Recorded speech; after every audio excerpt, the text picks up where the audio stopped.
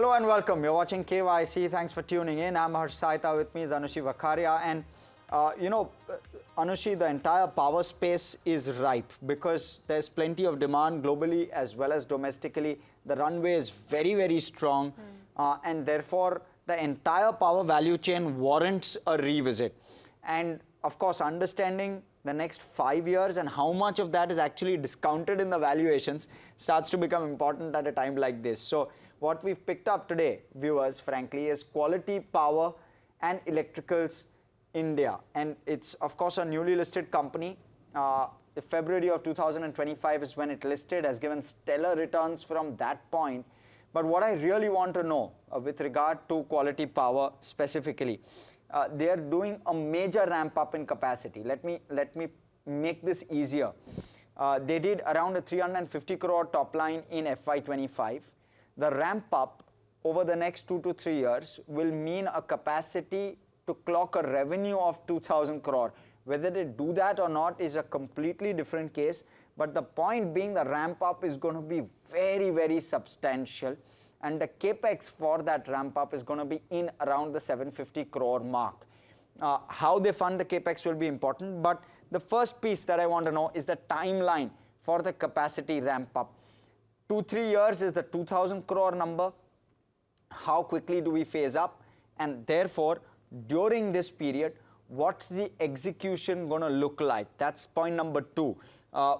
What are the downside risks to this capacity ramp up happening and execution of their order book? What could lead to probably a lower number, maybe in year 1, which is FY26 or FY27, and thereafter may push this capacity ramp up as well. So execution risks is the second point. Third point, sustainability of the demand. Now, demand environment is extremely strong, right? We all know that, both domestically as well as globally.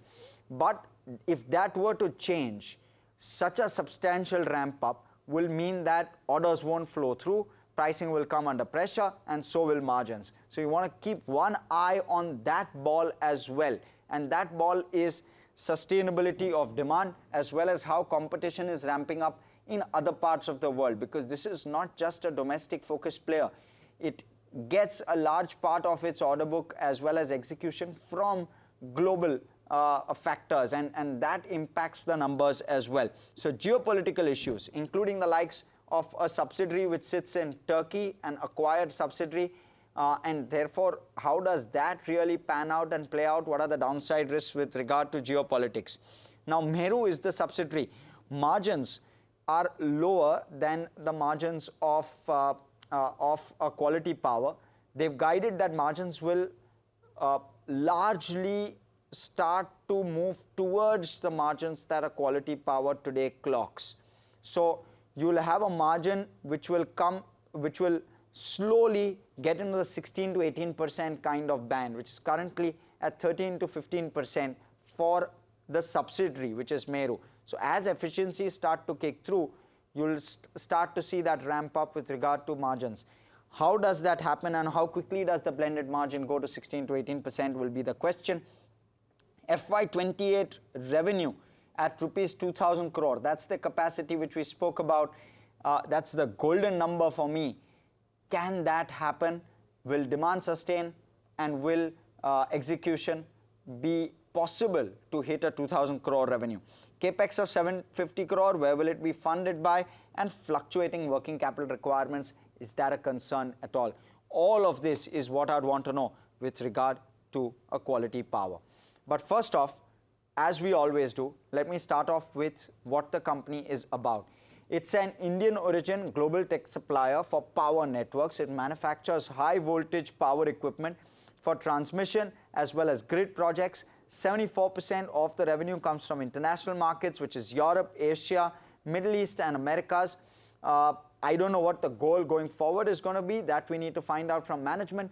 But if there is going to be a diversification, that's also going to be important, because Anushi and me were speaking about that in the newsroom just before the show.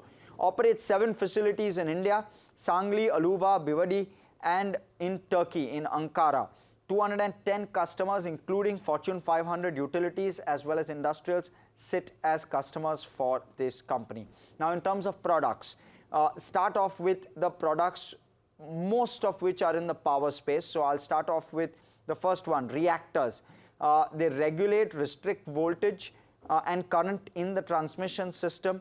Mind you, transmission is extremely important because not just generating power, you have to transmit it to areas where actually power is required. So they are part of that supply chain, quality power.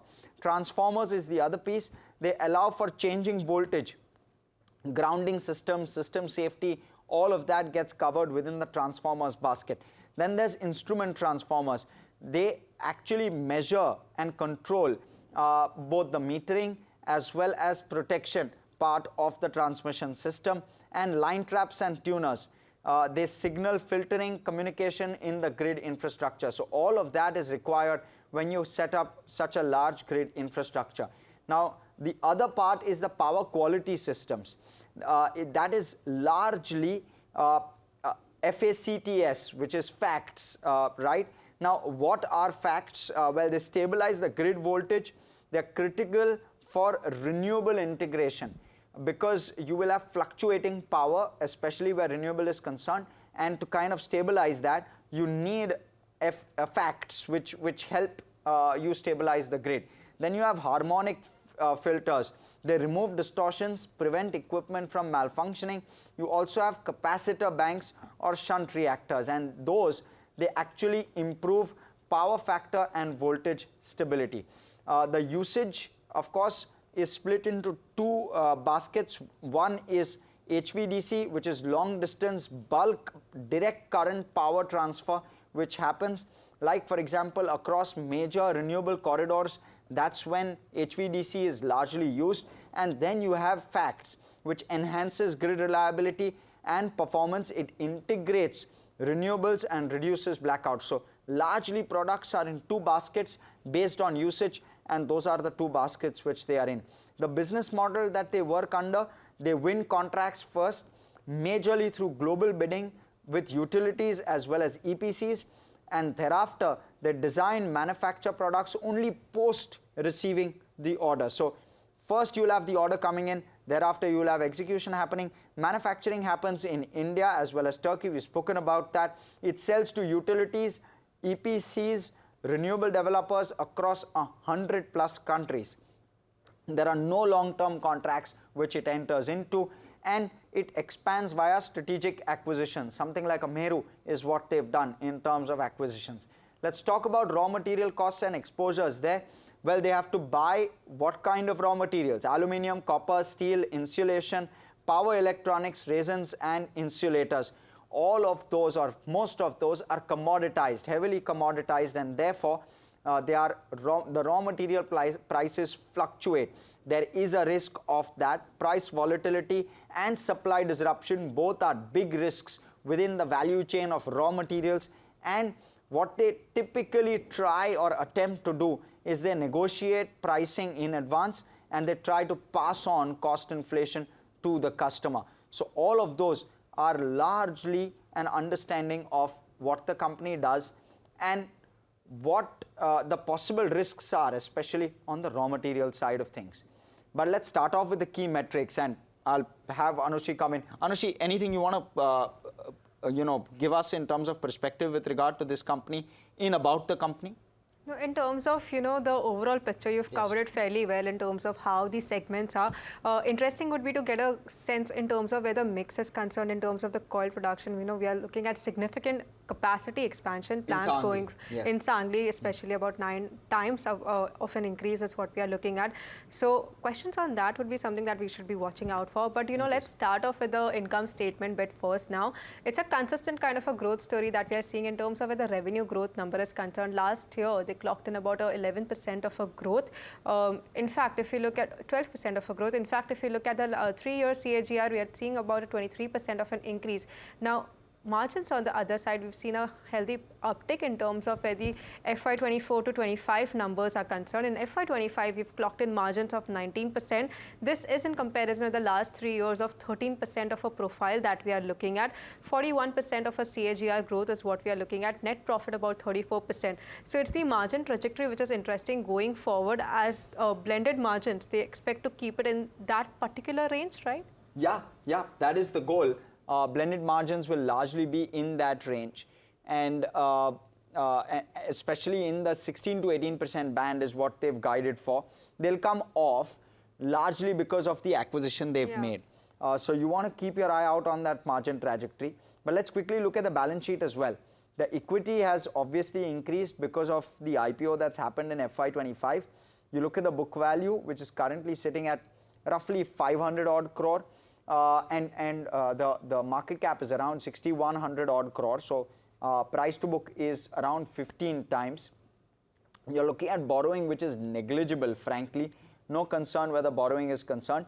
And you look at the cash bank balance also, it's fairly healthy. So when you're looking at the overall balance sheet, no concerns there. There's enough capital available to invest, and therefore we've given this a thumbs up. But cash flow, Anushi. Cash flow also, I don't think we have any reason to complain over here. Cash flow from operations also, it has seen an uptick in terms of the last 3-year picture is concerned. EBITDA to supporting that kind of a growth that we are looking at. In fact, cash flow from operation to EBITDA, if you just pull out that ratio, we are looking at a ratio of around 100% to 95% in the last 3 years or so.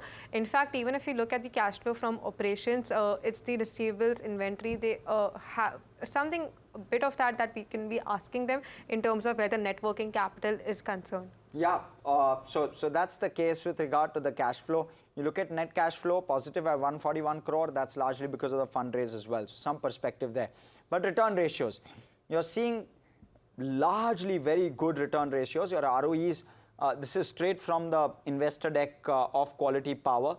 So those are your ROE numbers, anything between 23 to 30%, fairly healthy, and nothing to be concerned about. The guidance seems to suggest that they'll continue, or rather they continue to aspire to be in that 25 plus minus kind of ROE band. So fairly healthy. But shareholding, Anushi? Shareholding, we do not have that much of history considering that it's a recent listing, but promoters continue to have about 74% of stake in the company, while FIIs and DIIs cumulatively have around 13 to 14% of stake, while public accounts for about 13% stake. So promoter holding over here continues to remain on the healthier side.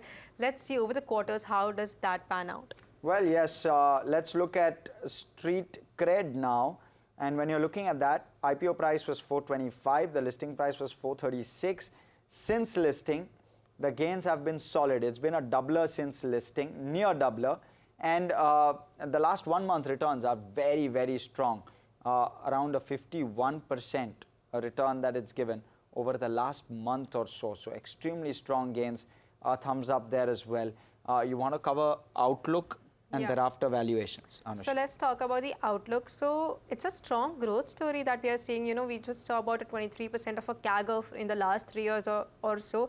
But that's not the case scenario that we are seeing building for FY26. Of course, a lot of these incremental capacities coming in for the company. For FY26, if you are just looking at the target revenue, that is in the range of 700 to 850 crore that we are looking at, implying about more than 100% of an increase in terms of where the revenue growth is concerned. Even the order backlog, if we are seeing, that is 750 crore, a book-to-bill ratio of around 2 times is what we are looking at. So that remains on the healthier side. Again, the company in the next 4 years also, if you take that perspective and picture, 2,000 crore is the expectation that we are looking at. So very strong growth profile in mind that we are seeing. Of course, this is with the blended margins range in 16 to 18% that we are seeing. But it's particularly the capex plans that, Harsh and I were just speaking about earlier, which is interesting. Firstly, is the Sangli plant expansion that we are looking at. With this, it aims to become world's largest coil factories as well. This is expected to increase the capacities, production capacity by 9 times. And this is over the period of next 1.5 years or so that we are looking at. completion for this one would be by second quarter of FY27. So capacity utilization levels from that plant is something that we should be watching out for. Other than that, we have Cochin plant expansion as well, wherein they aim to double its manufacturing capabilities. Again, this is in line with their focus on HVDC and FACTS project that Harsh covered right at the beginning as well. This would be completed by November 2025. And other than that, we also are looking at the Meru expansion, which is taking Meru Bhiwadi plant, which that is taking place. This includes installation of 4 new autoclaves as well, and this will increase the overall capacity by 45%. And this is the period that we are looking for the next 4 to 5 years, 4 to 5 months. I'm sorry. Considering all of these expansions that we are seeing, valuation, if we just take that into picture, now we are looking at a multiple of over 93 times over here. This is considerably expensive considering the kind of jump also that we've seen in the share price, but also we do have to keep the growth picture as well in mind. Now, if you're just doing a pure check over here, transformers, rectifiers, or Hitachi Energy or GE Vernova, all of these power equipment players, if you are looking at, trade on higher multiples, 17 times. In fact, Hitachi Energy of over 215 times is the multiple that we are looking at. So, quality companies, but not so cheap valuations, right, Harsh? Well, yes, and therefore, let's really stack up the ratings altogether, and very healthy. Honestly, it's been difficult to pinpoint any concerns with regard to any of those metrics. Let's quickly flip. There you go. Shareholding, street cred also 74% holding. Street cred has been solid, and that gives us a 6.5 out of 8 on our KYC rating. With valuation the only piece of possible concern given the way in which the stock has performed. But let's bring on board Mr. Bharanidharan Pandyan, who is the Joint Managing Director at Quality Power, to talk to us about what to expect. Mr. Pandyan, good morning. It's good having you. I want to first start off by understanding the sustainability of the growth and where you see yourself 3 years from now as you position for this very, very strong capex. Do you expect the kind of traction you're seeing today globally as well as domestically to sustain, and therefore you closing in on probably a 100% capacity utilization of 2,000 crore which you're putting up? Morning, gentlemen. Thank you for having me here. It's a pleasure. So what we are doing with the capex is the promoter is putting a soft loan into the company. It's a 20-year-old soft loan with about 7% give and take interest with a 3-year moratorium. So it is being funded by the promoters, and it is not 750 crores, it's about 125 crores. Most of which have already been spent into the company, and we believe we should be getting the capacity live in the next second quarter next year. There's a lot of momentum around the HVDC and FACTS space, especially with the renewable energy integration happening across the world.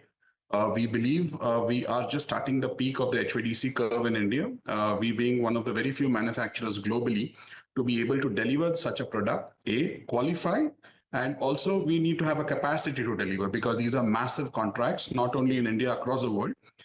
We do sell in over 100 countries. In the past few years, we have supplied HVDC components to grids in Abu Dhabi, to grids in Korea. We believe we will be allowed a lot more opportunities in the Western world as they are changing the grids faster than what, say, India is. To give you a recent idea, the grid of UK, which was a national grid, just released an order for 59 billion pounds sterling. That is the kind of orders that will come in future, even in this part of the world, because the current infrastructure, what we say of the country, cannot sustain the kind of renewable energy, the pace at which renewable energy is coming up without the power electronics getting in. So in the power electronics space, we already own companies which produces SVC and STATCOMs, which help deliver those components, those energy as a system side. On a component side, we are integrating components and capacities that get into this specific piece of business. So as we grow, you would see a lot more, what we say, expansion of capacities and also acquisitions, because we are quite bullish about it. We have had a string of acquisitions in the past. The last week, we have just announced one more to the street, It's a company in Pune called Sukrut Electric, which are in the business of high voltage transformer components again, with almost a 7-decade experience in the sector. Point taken.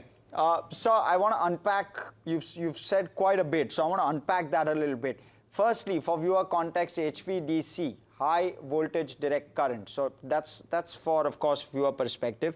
But so the capex plan is not 750 crore, it's 130 crore. 25 to be precise. 125 crore. Understood. All of that is going to be funded through a soft loan, 20-year, 7%.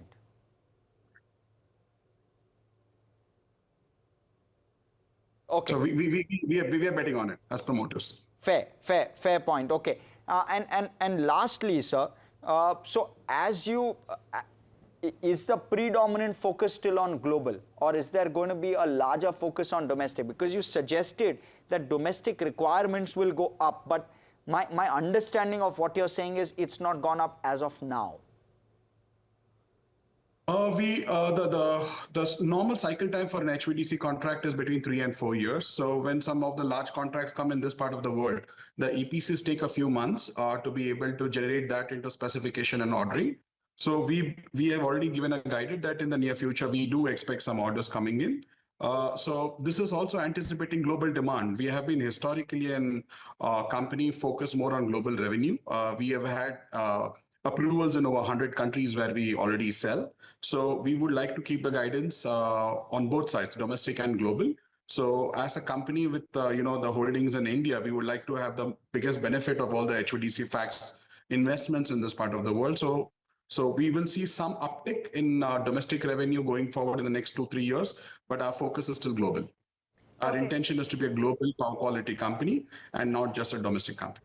Okay, and Mr. Pandya, I also want to understand in terms of the capacity utilization levels as well. You said that in the next 2-3 years or also you'll be clocking in revenues of about 2,000 crores. Just want to understand at what utilization levels would be, and would there be a further uptick post FY27 also if you look at?